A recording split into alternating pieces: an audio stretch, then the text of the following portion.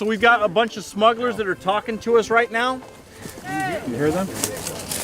Those are the smugglers getting ready to bring their people over.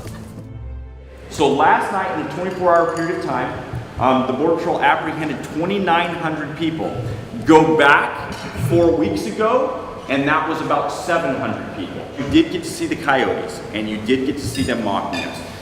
They were mocking us the entire time. They were making fun of us. They were telling us that there was nothing that we could do because they know that they're going to get their products across. Please understand, this is a $1 billion a year industry, and that is simply smuggling of humans. That's it. That's not even getting into the drug part. How you doing? Good. Right now, 145,000 apprehensions so far this fiscal year. I'd be lying to you if I told you it's not a crisis. Bar none, it's a crisis. And you're going to see it firsthand, but they shouldn't be in a facility like this. There's just no question about it. And you'll see why once we get there.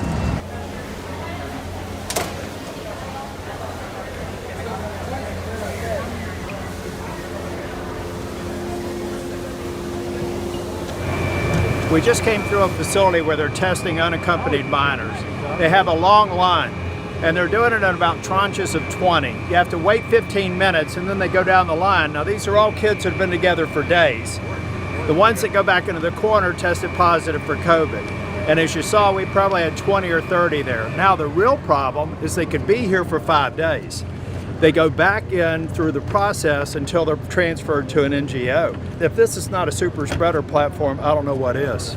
This facility with COVID protocols is set up for 250. Without COVID protocol, it's 1,000. Right now, 4,200 people in this facility. And as Tom just said, they go from here all over the country. 861 migrants with criminal records in our country have been caught coming back in, trying to blend in with the huge influx of migrants. We have sex offenders, we have human traffickers, all blending in with this enormous flow of truly little kids. This is a crisis and it must be stopped. Many of the senior officials here briefed the incoming Biden administration. They told us this, that if you undertake the policies that the Biden administration ended up doing, it will result in this. They were all told that, they all knew, and they did it anyways. There's no reason whatsoever why someone from Guatemala, El Salvador, or Honduras, when coming by land to the United States, could not apply for asylum in Mexico and remain in Mexico while their asylum applications are pending.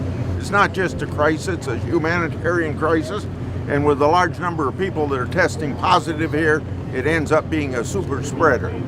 54 different countries have been represented who have crossed the border in this area. President Biden is going to be known as the illegal immigration president. He needs to come down here. He's getting some really bad advice.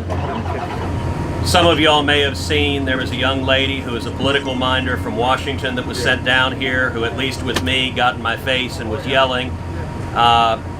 After careful questioning, she identified herself as senior advisor to the commissioner.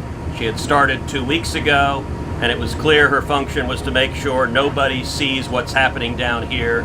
I know a lot of y'all made the decision to take pictures on your phones. We're obviously each elected by the constituents who send us to the Senate. I personally believe it's important that people see what we just saw, but I think it's also prudent and the right decision to protect the privacy of the folks involved.